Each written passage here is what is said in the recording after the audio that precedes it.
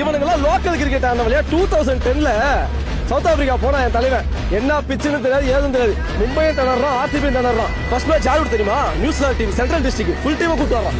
புரியுதுங்களா?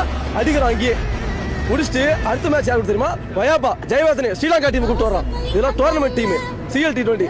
சில தற்கூரிகளா தெரியாது, அதே அடிக்கிறான். மூணாவது மேட்ச் விக்டோரியா கூட ஃபுல் ஆஸ்திரேலியன் கோடு, ஆரியன் ஃபின்ச் கேப்டன். ரொம்ப கஷ்டம், டிராப் பண்ணோம், சூப்பர் ஓவர்ல போய் தோத்தோம். நாலாவது மேட்ச் யார் தெரியுமா?